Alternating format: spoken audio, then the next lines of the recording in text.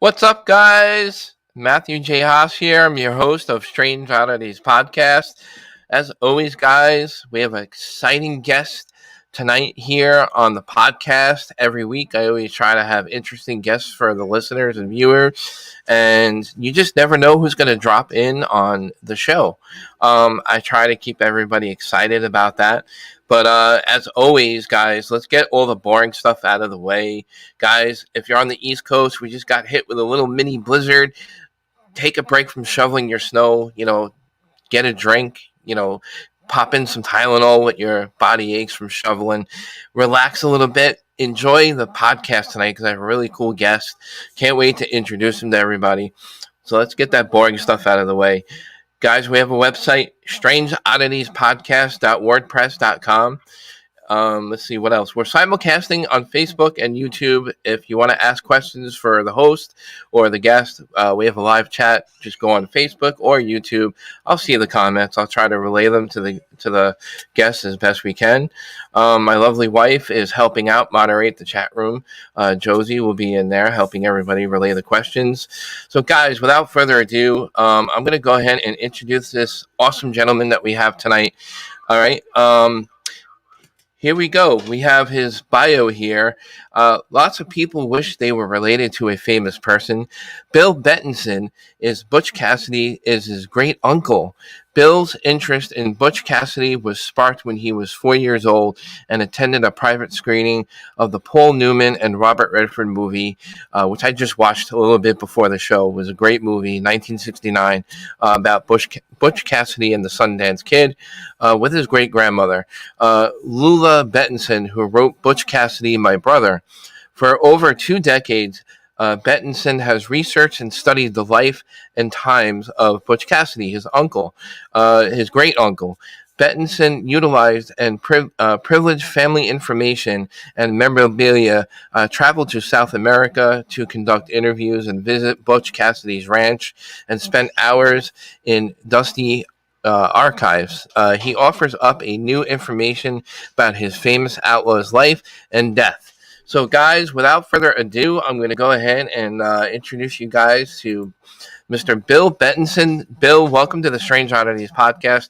I hope I did your introduction, graciously there for our audience. So, Bill, welcome to the show. Well, thank you. I'm glad to be on. Yeah, that was a very nice intro. Yeah, a little long, but you deserve it. I'm honored because I'm a big Wild West fan. There's so many outlaws, famous outlaws out there, and Butch Cassidy is really well known. The Wild Bunch, which was the gang that he was with, is widely recognized out there, on the Western Front.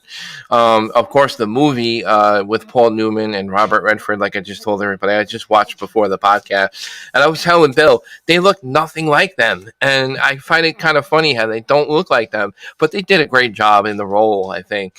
But what were your thoughts on the movie, Bill? Did you like how they portrayed them? Or Yeah, I like the movie. It's a fun movie. And one thing Lula always said is she thought that they captured like the character of her brother in that, and she never liked the ending of it. And she said, if I really believe that's what happened to my brother, I could have never watched it more than the one time. But she'd seen it multiple times and she enjoyed it. And yeah, I always think it's a fun movie. I've watched it many times, and yeah, I think yeah. they did a good job. Yeah, no, it was a great movie. Actually, I felt it was a long movie for its time. 1969 movies were not relatively that long, but it was a great movie. So if you guys haven't seen it, go see it.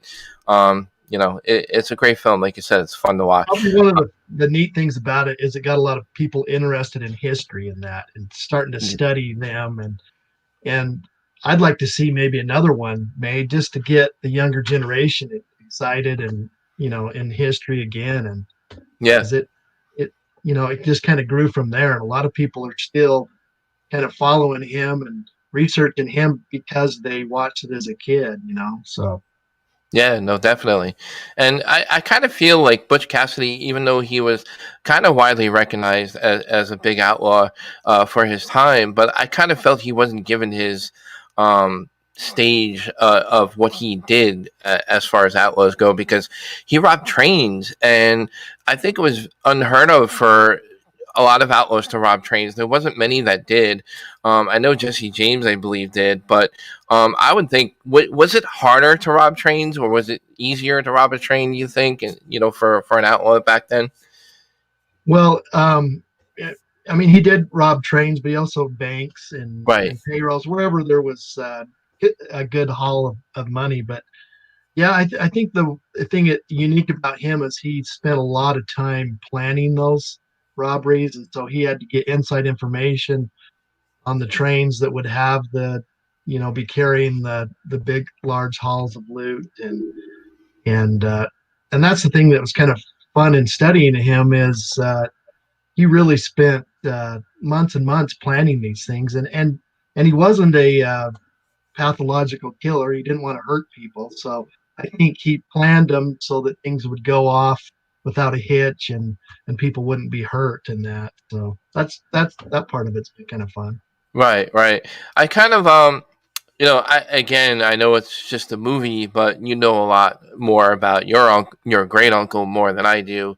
I'm the interviewer of the show, obviously, but I got to ask the really good questions for Bill here. So one of those questions is, was like Butch Cassidy not so much good with guns, and because I kind of noticed that the Sundance Kid, he was really good at, he was a great shot as far as what they portrayed in the movie. But was he not so much into guns, or was it so much that he let like the Sundance Kid do most of the shooting? Yeah, I think that was more just the movie. I think he Okay, was good. He was proficient with the gun. I think they all had to be just for protection. right, And there are different accounts of people that knew him in that, and right, he was really good marksman. yeah, And so I think he spent a lot of time with that. And I think like Kid Curry and the Sundance Kid were more so willing to maybe kill people and whatnot. And Butch was never known to have killed anybody. hmm, So maybe that's why he gets attributed to not being so much with guns. But I think he was very proficient with guns. I mean, they said he could drive nails from a distance, and I mean, he was a quick draw and stuff. And they talked about how he aimed to his pistol and whatnot, where they right, didn't line up sights and that. So they spent a yeah, lot of time actually, quick drawing and shooting and that. So yeah, yeah. I think he was proficient with guns. Okay, that's cool. Um, did they actually meet in jail? I believe I read that that they kind of crossed paths maybe in prison or Well, I don't know that we know exactly where they met. okay, And the thing that's interesting is Sundance really wasn't his best friend. His best friend's name was Elsie Lay, which was short for William Ellsworth Lay, right. and and he ended up getting arrested and going to prison. And so they became friends out of necessity because Butch had decided he was going to go to South America, and Sundance was available, and they knew each other. They'd been involved in some robberies, and so they became good friends. But it was much later, and we've kind of tried to study and determine when the first time they met. I don't know that we really know. They were like Butch's first bank robbery was 1889 in Telluride, Colorado, and we do know that Sundance was in the area at the time, but we don't think he was involved. And if he did, it was a minor role, and so we think maybe it was much later that they got to know each other and that. But you know, we don't really know. So Right, right. No, I hear you. What maybe tell our viewers and listeners, for those who are unfamiliar with the great nephew of Butch Cassidy, tell our listeners a little bit about yourself. What got you started? Obviously, in your bio, it states that you kind of got into the research since you were a little kid. You were fascinated because of the movie and everything. So, what got you as like far as you have with your journey exploring, the past history of your uncle, and what got you to this point today? well, so I grew up hearing the stories about Butch Cassidy because his little sister was my great grandmother, and she lived to be 96. So I was 15 when she passed away, And so I remember as a kid going to her house and hearing stories from her about her brother and that. And so that just sparked my interest at a very early age. I've always been interested in history and the Old West. I had a grandpa that was a cowboy that had a cattle ranch and whatnot. So I've always been drawn to that. And just, and then going and seeing the movie when I was 4. I remember sitting there watching that, thinking, man, this is the coolest thing. So it just, it's just always been there. And as I got older and went to college and then I graduated from college, it just kind of became a hobby that it was fun to start reading. And I'm an engineer, a mechanical engineer by degree. It was fun to read books and not have to derive equations and whatnot. So I just, and she had written her book, and we all kind of thought, well, this will settle all the disputes about Butch. Well, of course, I don't think any book will ever do that.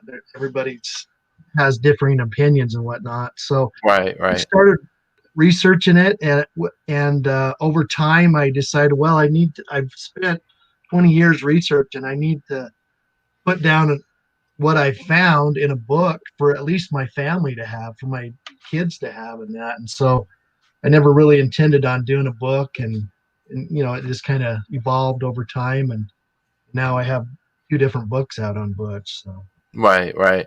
That's really cool.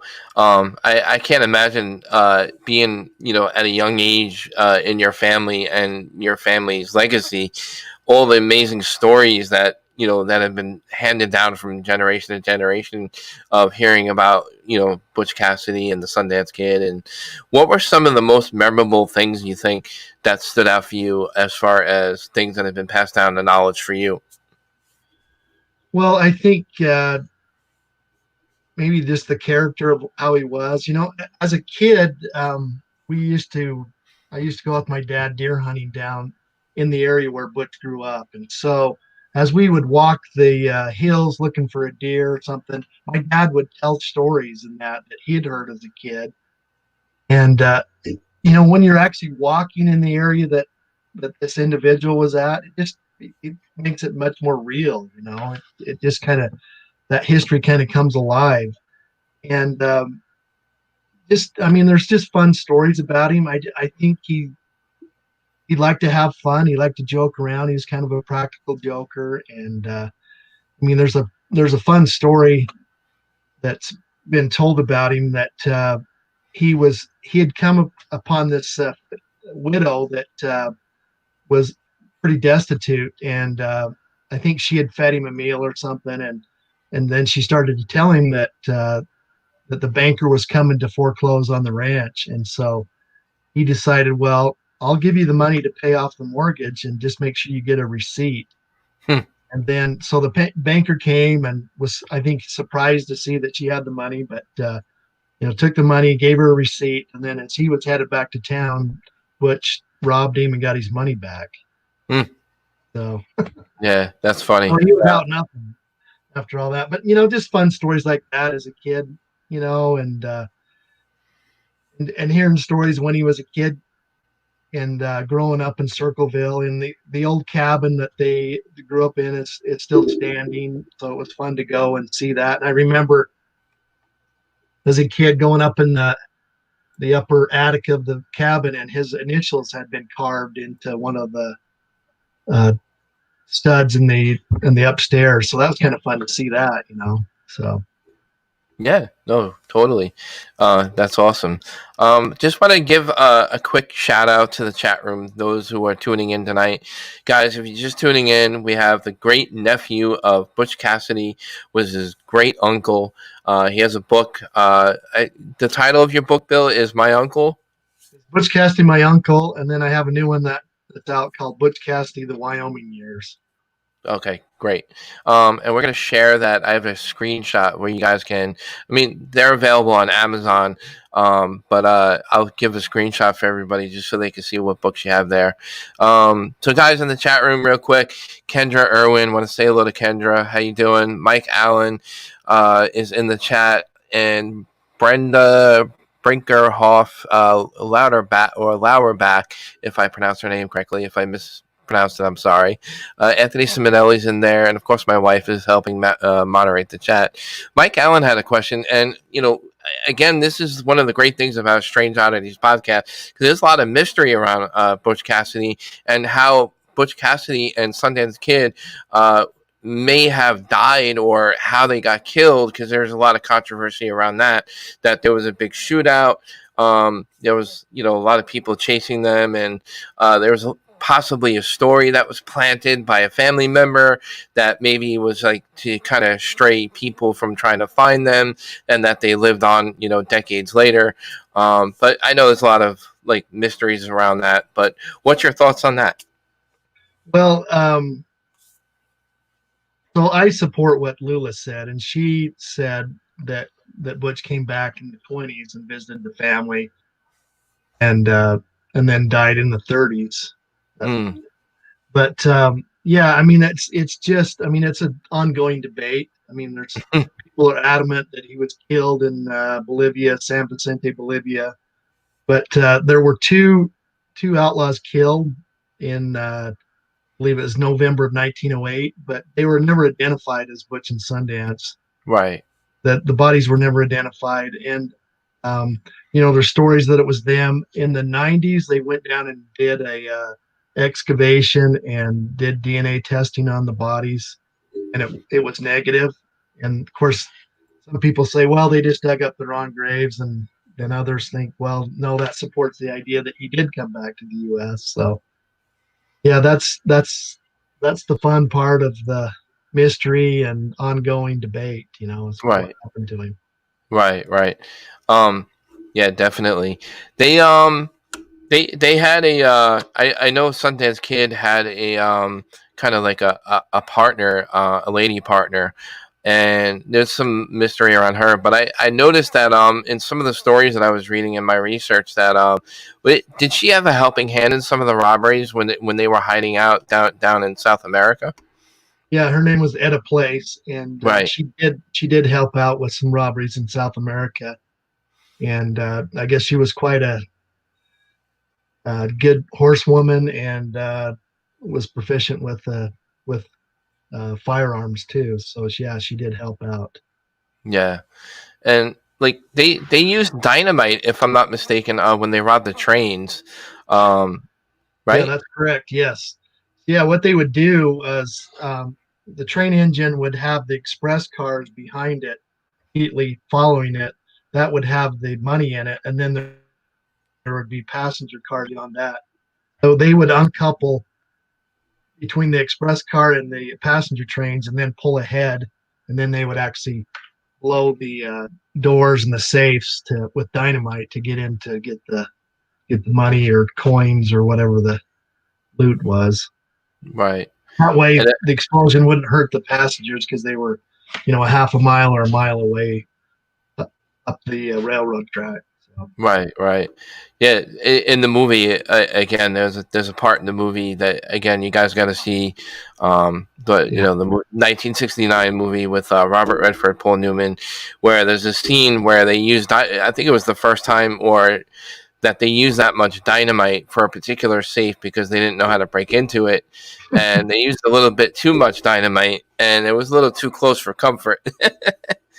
And that actually, it did use too much dynamite because it destroyed the express card. Quite not quite as much as in the movie, but there are pictures of the old express car, and it was destroyed because they'd Wow. used so much dynamite. So Yeah. That's crazy. And again, like I think they were kind of smart and intelligent, brilliant for their time as far as robbing the banks. Because, like we mentioned a little bit earlier on in the show, he actually took the time to scope them out and went inside and got inside information on how to go in there and what was in the surrounding area and the environment and everything. So I think that's why they were so good at like going in and out and being so evasive from I guess the law at the time. yeah, I think Butch was a thinker, a planner, and I think that's led to his success. I think the other thing that really helped him was he was very charismatic. He liked people, so he was able to make friends wherever he went, and those friends were loyal to him and would hide him out, and that would obviously help as he was always had a place to to hide out. So a lot of times after a robbery or whatnot, he would go get an honest job working on a ranch and kind of just blend in with the surroundings of the community and go undetected. Right. What was the reason, or I guess focus of them trying to hide out in South America? What was the was there any reason for them to really focus on Yeah, South America? yeah. So Butch, I mean, it got to the point where the Pinkertons, who were the national detective agency of the time, really kind of the predecessor of the FBI. A Right. lot of the banks were insured or would hire the Pinkertons to track them, and it got to the point where they just wanted to get away and start over. I mean, Butch wanted to try and make an honest living and have a ranch.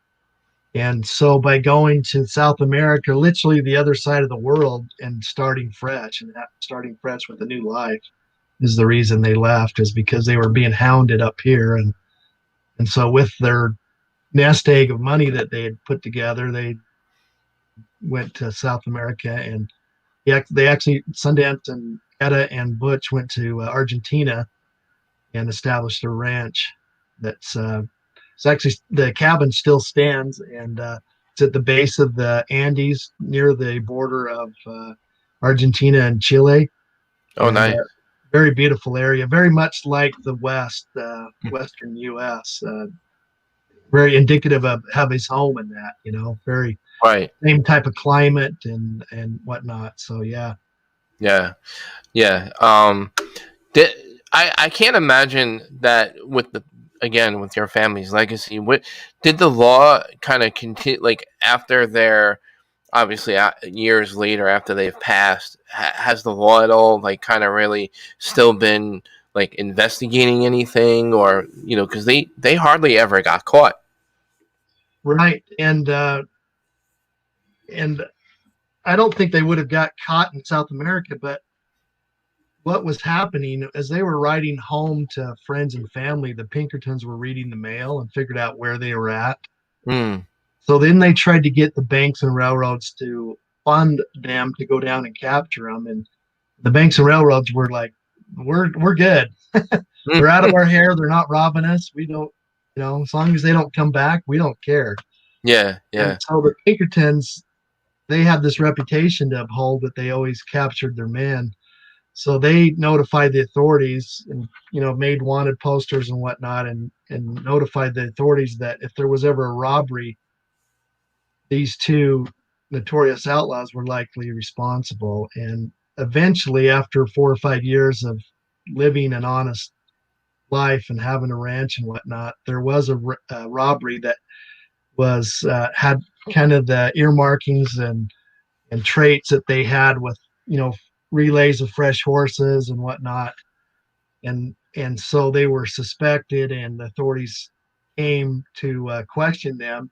They were well established in the community, and actually the were very good friends with the local police, who actually tipped them off that they were mm, probably going to be arrested for questioning. And so that's when they sold their possessions and escaped into Chile, and then eventually worked their way up into southern Bolivia. wow, wow. How like with them being so evasive from the law and then kind of like pretty much getting away with most of the robberies that they conducted. I can't imagine how much money they stored like or kept away. What do you think of some of the numbers of the money that they stashed away? Well, today's dollars, it would be millions of dollars Hmm. equivalent. But yeah, I mean, it was tens of thousands at the time, which was when a person's daily and weekly wage were just a few dollars, and it was big money. Yeah, back then, yeah, money was different. Right. Yeah, So yeah, and that was kind of the one of the fun things with Beyond Oak Island, where they were, you know, is there a possibility that they cash some of their money and then weren't able to get back to recover it? And so there may be caches out in the West, and right, right. so How was that experience with working with Gary Drayton, the master of metal detecting? Gary was a lot of fun. I enjoyed spending the day with him. He was a lot of fun. He was pretty funny and was always telling jokes and whatnot. So it was a good time.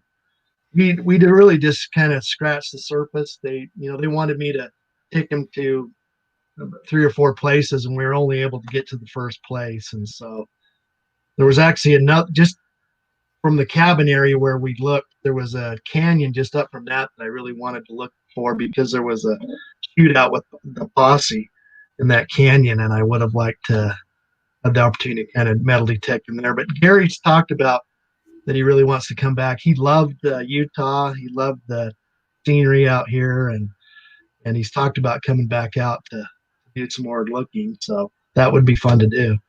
Yeah, I can't imagine what kind of artifacts that are still there because I know you guys even found something, I believe.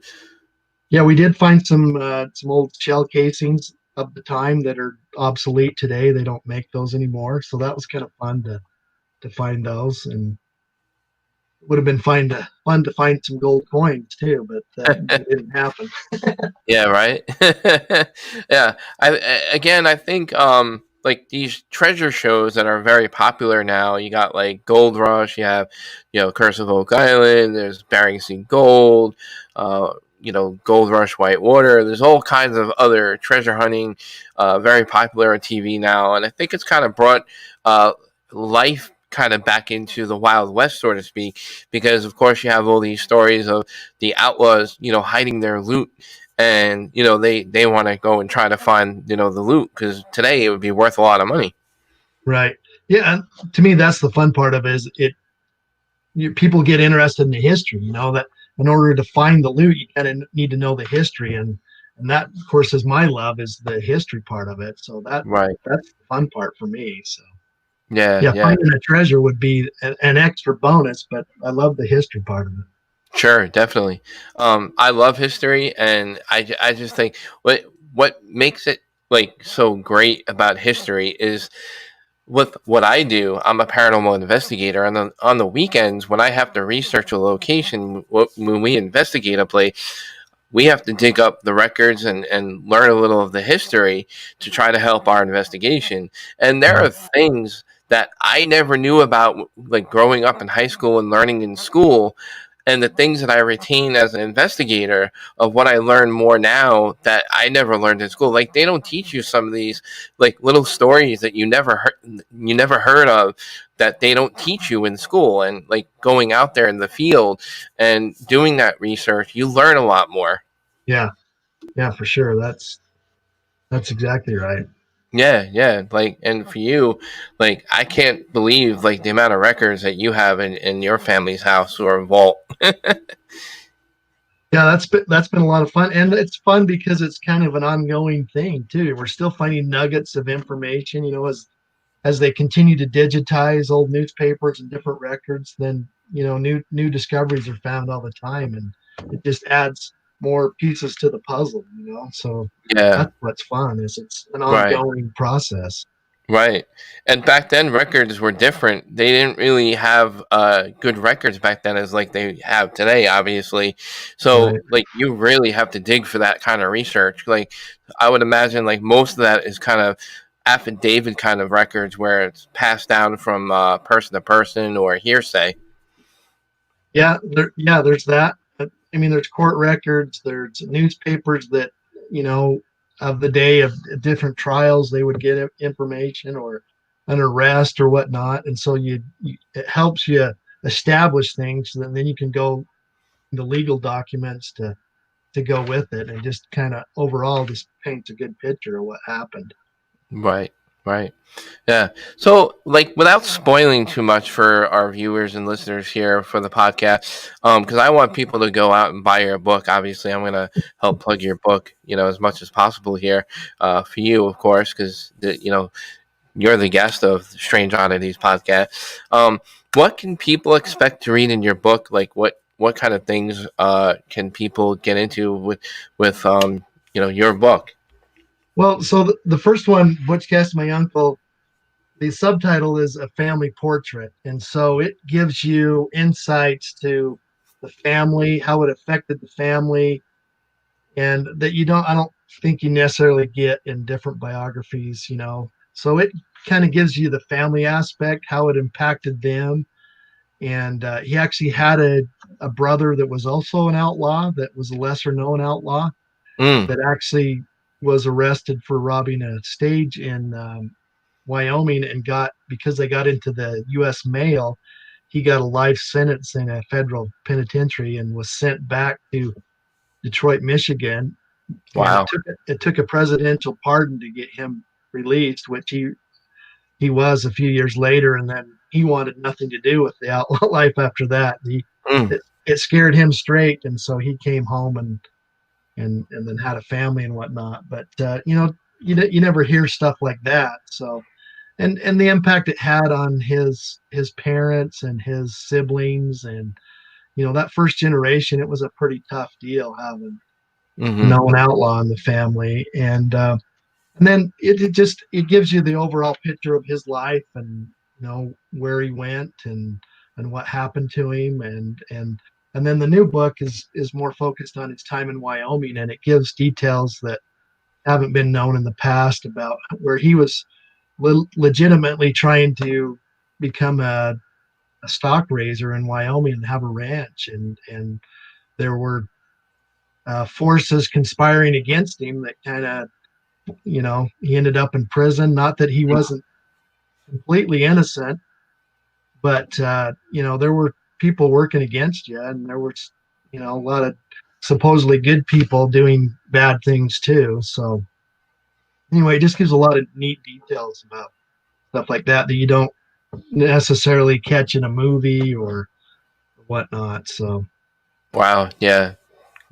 Interesting. Um, what I have, yeah, some people in the chat that had a good question. I don't want to miss anything here, guys. If you're tuning in late, if you guys have any questions, I'm gonna relay them to here to Bill Betenson. He is the great nephew of, you know, the widely recognized outlaw Butch Cassidy and the Sundance Kid.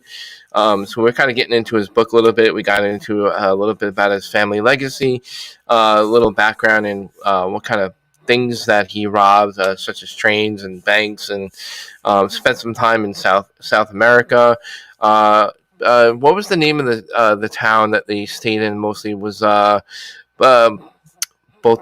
I can't pronounce the city. But Baltavia, I think. Right? Do I have that and correct?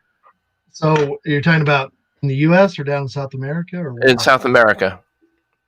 So, so when they initially went down, they went to Argentina, Okay.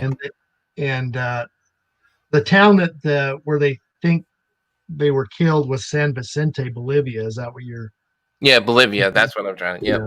Yeah. I couldn't get it out of my. Yep. Bolivia. So yeah, they were really focused on going there, and I think that it had a lot to do with I think there was like an embassy there, or they thought like because of the relationship of the United States and Mexico, I thought maybe they thought they were safer there or something.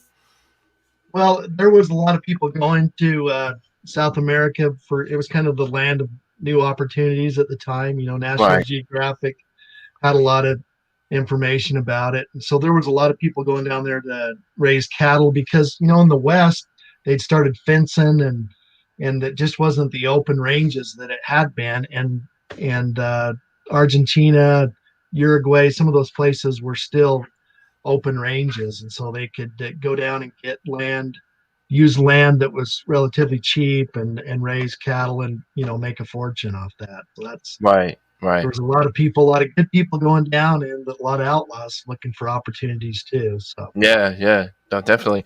What are some of the? I know he had aliases, and that's what helped him kind of not get caught per se. He went by a lot of aliases and different names that I know of. But were there other outlaws that he met during his time that were famous that he may have met while he was down south? well, yeah, he certainly did. I mean, there's stories that Kid Curry went down to South America. You know, he was a good friend of his. Um, and then one thing about Butch is he really liked the like Buffalo Bill Cody's show. I don't know that they actually went to, but there were similar shows that would go to like Buenos Aires, the capital of Argentina, and he would go because he loved the rodeo and the skill and skill of a cowboy riding a bull or a horse or whatnot. So he loved to go to those shows, and he would meet some of his friends from the U.S. and some were probably outlaws and whatnot. But yeah, so Butch's real name was Robert Leroy Parker, and Mm. when he was a boy, he had um, an older guy. His name was Mike Cassidy that really kind of gave him his first gun, and he kind of showed him about wrestling and whatnot, kind of got him into that a little bit. And he kind of was his boyhood idol. And so when Butch went kind of, I mean, he started out just kind of wrestling some cattle and horses, but when he graduated to robbing banks and that, then he did change his name and he took the name Cassidy from that boyhood hero. And actually, the first name that he used was George. George Right. Cassidy is what he was known in Wyoming, and that's what he went to prison as was George Cassidy. And Butch was really just a nickname that came later because there were stories that he had worked in a butcher shop in Rock Springs, Wyoming. I don't know that he's really had a white smock on and cut up meat for Mrs. Jones. I think he was more supplying stolen cattle to the butcher shops and whatnot. Right. So he got that name Butch. Butch. But Right. yeah, I mean, that was at the time, they didn't have fingerprint identification and whatnot. You just needed to go to a new area and change your name and you'd have a new identity. Yeah. Yeah. So It was so I much think easier. Yeah. yeah, he used a lot of different aliases. And Yeah. There some of was. the aliases he used in South America. So he actually went to South America as at a place's brother. So at a place was an alias. So the Sundance Kid's real name was Harry Longabaugh. So uh, the Sundance Kid and Etta went as Mr. and Mrs. Harry Place, Mm. and then Butch's name was James Ryan was his alias that he used down there. And they actually established brands. So they had brands that were associated with their names, James Ryan and Harry Place. And Hmm. then they had a combined brand that they registered and whatnot. So Nice. yeah. Yeah, that's really cool. Yeah, when I did I always do research before I have guests on the show. I do a lot of my homework and reading, and I read articles, and I try to come up with like interesting questions, like regarding the mysteries and the controversies and stuff. So when I saw the list of names that he went by, I was like, wow, there was like at least I would say at least a dozen names that he went by. Right. Right. I couldn't believe it. So what made him kind of like stop going from what was it an upgrade from robbing trains to banks, or like was it harder for them to rob the train as far as I guess like technique or methods, or the use of dynamite was getting dangerous, or what was their reason for kind of switching over to robbing banks?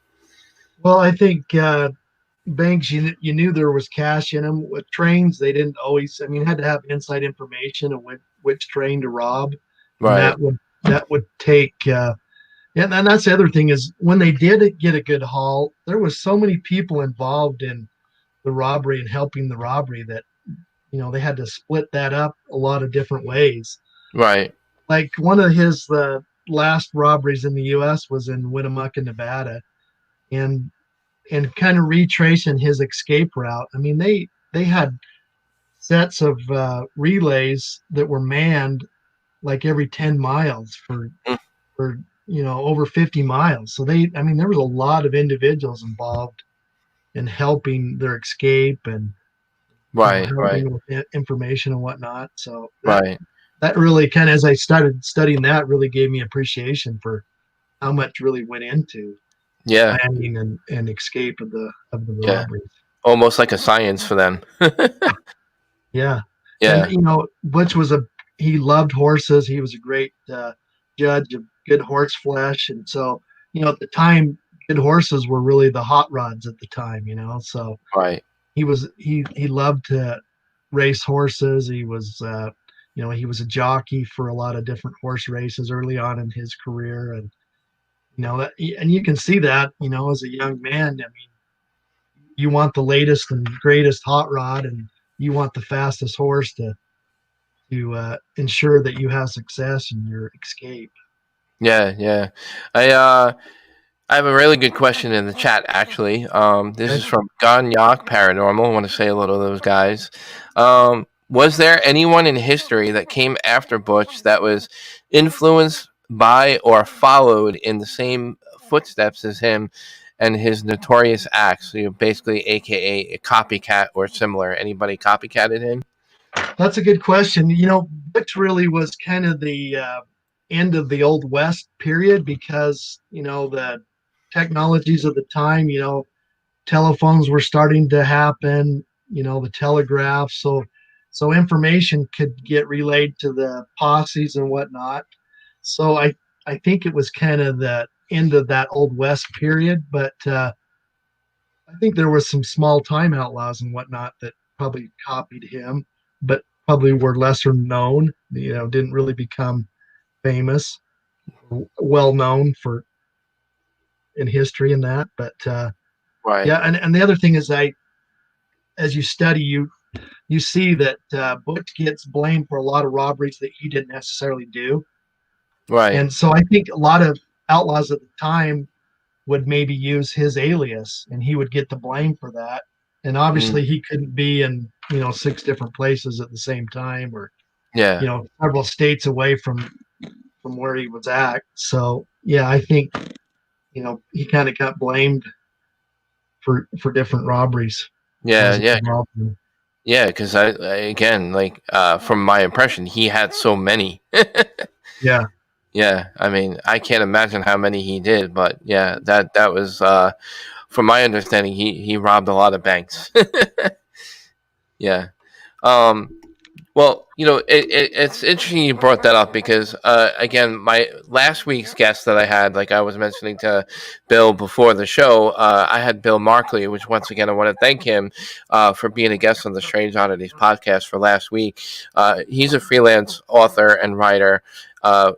Regarding famous outlaws, regarding Jesse James and Billy the Kid, and there was a story of Bushy Bill Roberts tried to come out saying that he was Billy the Kid and wanted to get pardoned, and he had, there was a lawyer that ran into him and wanted to pretty much they wanted evidence before they went out with the story of him claiming he was Billy the Kid and whatnot. So Right. so like that stuff really fascinates me because there's so much history. And speaking of history, has your family ever really done like any kind of ancestry or anything like that? Yeah, I mean, yeah, we've done family history back, several generations, and and I have a little bit of that in the first book that kind of tells about how the family came from England. And so his father's family came from England, his mother's family came from Scotland. I mean, his parents were young. His mother was like 9, his father was 12 when they immigrated to the U.S. So I mean, they weren't too far away from Europe, really one generation away. So Right, right. Yeah, and it was kind of cool. I don't know if that part of the movie was again mostly what happened in the movie with Paul Newman and Robert Redford. Mostly happened, but it was based on true event. That took place with Butch Cassidy. But I like the part where they went on the steamship. I'm not sure what year that took place, but they were on a popular steamship, I believe that.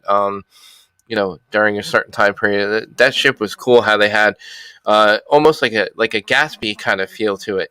yeah, so yeah, they actually did go from New York City um, to Buenos Aires, Argentina. They took a steamer. It was, I think, March of 1901. So, yeah, I mean, that actually did happen. It took them several weeks for that journey. I think it was like a 6-week journey, Oh New wow, York to Buenos Aires. So, yeah, yeah, and you had to like back then. I don't know what it cost like to go on those things, but you had to have significant money to kind of like take those kind of trips.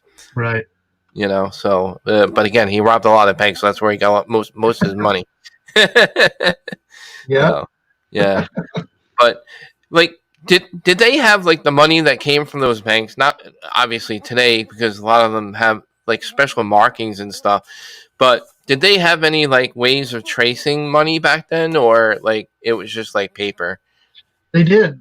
So currency, they had serial numbers, and actually, they would be unsigned notes that traveled on the trains. And so they didn't at the time didn't have national currency. They were localized currency that had to be signed at the destination for the different banks. So one of the robberies was for the Bank of Portland, and so the bank president actually signed the currency. So that was one way that they were able to get them, was forgery of those banknotes, but also the serial numbers. So I think Butch personally preferred gold coin because that was untraceable. Mm-hmm. So that's Winnemucca was like 30,000 in Mm. gold coin, and so yeah, I think that was his preference because with currency you either had to launder it or trade it or something and get less value for it, but with gold coin it was untraceable. Right, right. What do you think? That like if there was buried loot, because obviously that's why, Beyond Oak Island did that whole thing. But if there was any loot, how much do you think of that would be worth today? Well, just a double eagle's worth like 3 or 4 grand today. Oh wow. So I mean, if you found a big bag of that, I mean that'd be several $100,000. Yeah, yeah. It'd be a nice little good portion of retirement money. That's right. Yeah. Yeah, I used to tease people. That's how I got through college, is through some of Right, that loot. right. But Yeah. Well, other than a vast knowledge of information that you have on your family's legacy, are there any really cool artifacts that have been passed down to you guys that you have like physically, as far as like physical items or objects that have been passed down? well, unfortunately, a lot of that has been stolen. Oh boy. So in the 1970s, the old family cabin was opened as a kind of a tourist stop, a little family museum, Hmm. and one weekend somebody came in and busted the locks and they just cleaned the place out. So Oh wow, some of that's the items, terrible. I mean, there was an old brass bed that was his parents. There was his grandfather's pocket watch. I do have some of the books that came from the old Parker house and that, but and an old deer head that came out of there. But there's stories of guns and whatnot, and there's some that have come up for auction. But I think some of that is, as you study the documentation, is debatable. But you can see why people would try and forge documentation, because if you can associate a firearm with Butch Cassidy, the value of it goes up Yeah, tremendously. sure. So Yeah, you can see why absolutely. people would do that. Yeah, but I would imagine too, like again, because records were different then, it would be harder to authenticate it, just because there wasn't that many, good documentation back then. Right, Um, and like, and if you did have it, it'd be rare. right. So I And, don't and know. there's stories that he gave firearms to different people, and and people have these firearms in their family that have been in their family for Right. generations and whatnot. And I Yeah. think he always had the latest and greatest in firearms. So I think he did have a lot of different firearms, and I can see him giving away stuff to help with the friendships and loyalty that came with it. So Right, right. Now, one of the things we haven't touched on yet, which is the Wild Bunch, his gang. I know he had a few members that helped him during his robberies, other than the Sundance Kid. Do we have any prominent names that were part of his gang as far as what were part of the Wild Bunch? well, so the famous photo that they took in Fort Worth, Texas, 1900, that has the five of them. Right. I mean, that's Sundance. Ben Kilpatrick, whose nickname was, or alias was, the Tall Texan. There's Butch Cassidy, and then behind Butch Cassidy is Kid Curry, what's his real name was Harvey Logan, and then there was Will Carver. That they're in that five. But I mentioned Elsie Lay, or Right. his real name was William Ellsworth Lay.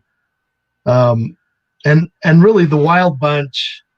I don't know that they were necessarily known as the Wild Bunch. That's kind of a name that the newspapers used, and they kind of got. I don't know that the gang members actually used that name, but a lot of those was kind of a loose knit of members that whoever was available at the time is who was involved in the different robberies and that. Right. So, Right. so it changed. The membership changed all the time as people came and went. Yeah. Yeah. And there was another name, another nickname. I think they also had for the group. I think hole in the wall or something like to that Yeah, effect. yeah. So one of the hideouts in Wyoming is known as the Hole in the Wall. So they were known as the Hole in the Wall Gang. There's the Robbers Roost Gang, which was another hideout that Mm, actually we went to on beyond Oak Island. nice. Um, the Train Robbers Syndicate, and there was different names associated with them. Right. Right. So great. Again, if everybody is tuning in late, I'm talking with the great nephew of Bill Betenson. I've been real excited tonight interviewing Mr. Bill Betenson. He's the great nephew of the widely recognized outlaw Butch Cassidy. Guys, if you have any questions, feel free to throw them in the chat. We have a live chat, guys. If you haven't subscribed to the show, please subscribe to our YouTube channel. I just want to recognize our subscribers real quick, Bill. We are up to 94 in just under 40 episodes. We're almost at 40 episodes, and I think that's really a huge accomplishment. So I just want to kind of give a big thank you to our listeners and viewers for subscribing to the show, because without you guys, there would be no podcast. So I got to recognize that, and just want to thank everybody for their support and everything, because that means a lot. And your feedback and you guys tuning in every week to the show means a lot to me. So I just want to make sure I say that real quick to our viewers and listeners. So yeah, so the Wild Bunch, we were just getting done talking about the gang and how many people helped him, and he had a lot of friends, and he had people help him rob the trains and rob banks, and even Sundance's girlfriend or slash lover or partner helped them rob banks and stuff. I never noticed any like loved ones mentioned as far as you know Butch Cassidy's side of romance. Was there any big romance picture in his life during that time, or was he just kind of like solo with Sundance? Well, there were stories that Etta Place was actually with him before Sundance. There are stories of that. Up in Okay. Wyoming, there was probably three different girlfriends that he had. Mary Boyd was one. Uh, the other two don't come to mind right off, but this Mary Boyd actually had a baby, and there was stories that Butch was the father, but that's never been verified. And I think now with ancestry and whatnot, they're wanting to do DNA testing to confirm, if he was or wasn't the Right. father and that. So yeah, he did have a number of girlfriends here and there, but as Right. far as we know, he was never married and had a family. That's what he told his family, that he hadn't married or had any children. So Right. Right. Wow, interesting. What are some of the things that your family that or yourself that are still learning or want to learn about as far as Bush Cassidy that you're still studying and researching? Are there any like things that you guys are currently focusing on, or stuff that's been missing that you're looking for? Any interesting stuff that are in the works?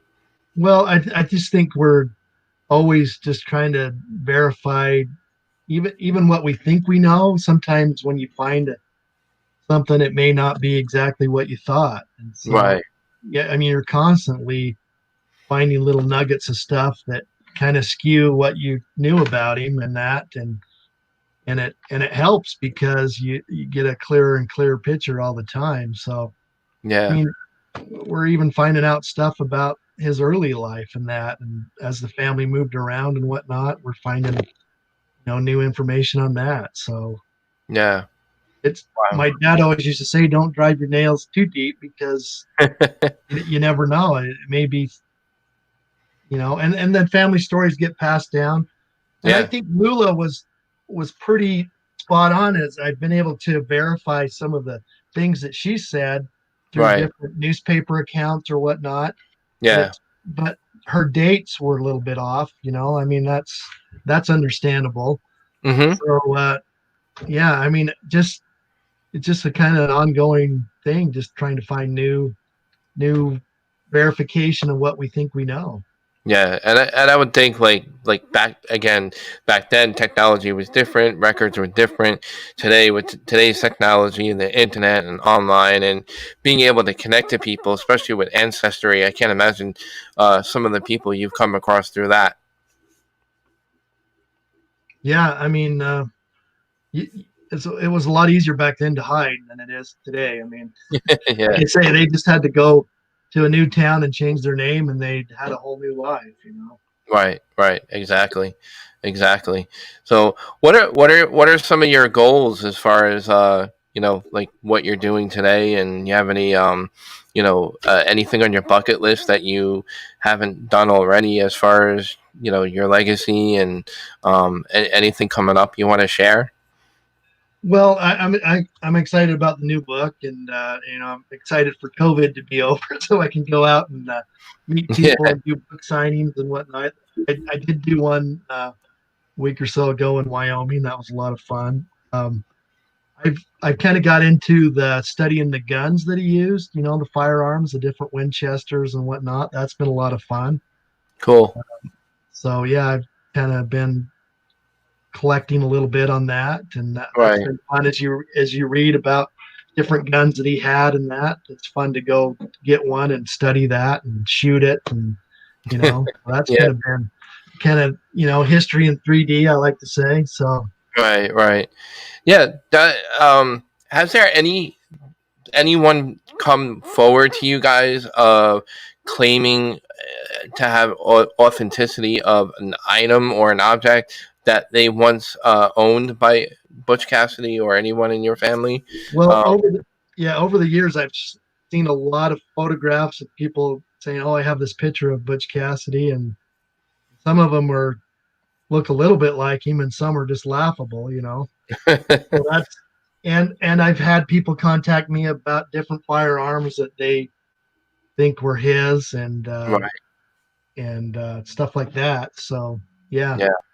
Yeah. Wow. Well, it's been a pleasure having you on the Strange Oddities podcast. Um, where can people find your book?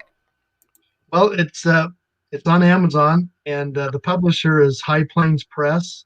So if you go to highplainspress.com, you can purchase the books there, and I believe they have a promo for the new book that if you put in Butch YW, which is be Butch Wyoming, that you get free shipping on that. So, Right.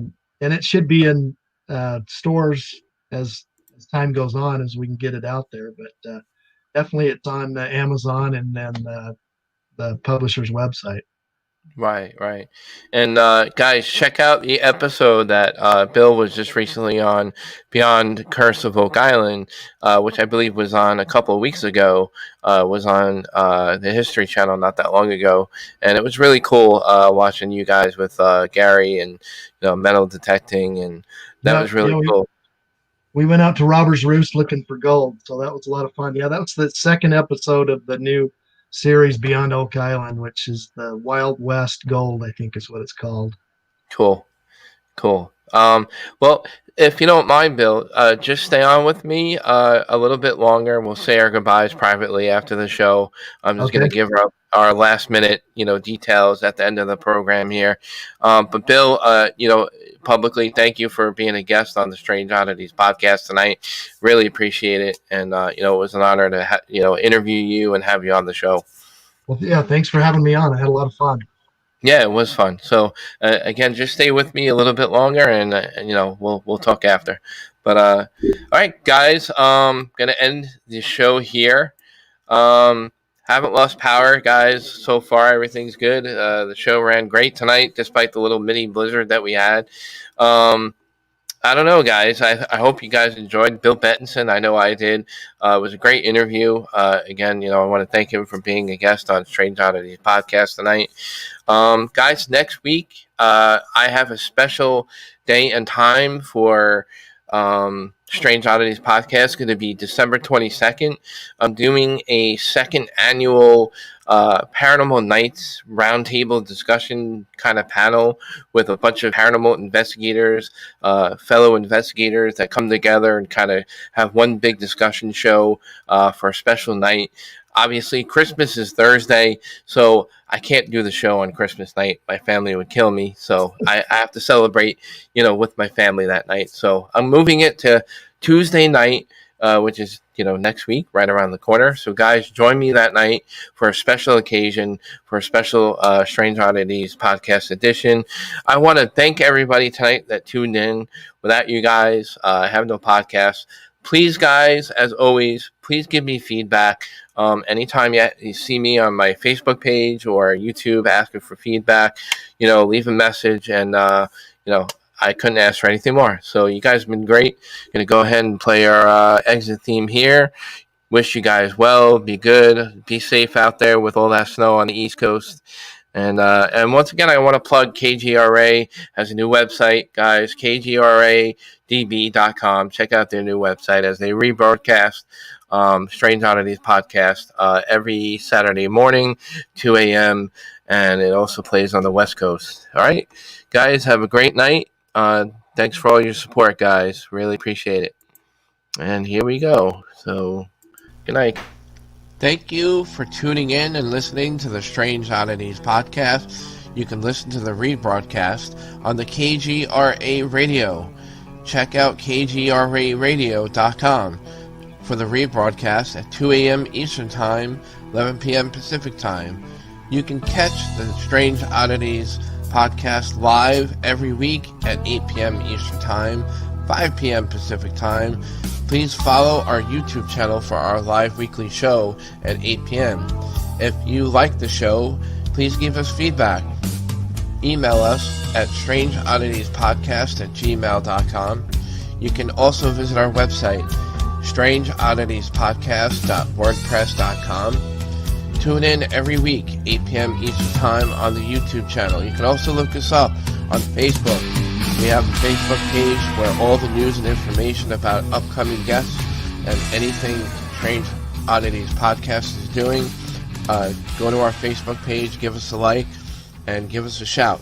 Thanks a lot for tuning in. And again, thanks again for the KGRA for rebroadcasting the Strange Oddities podcast.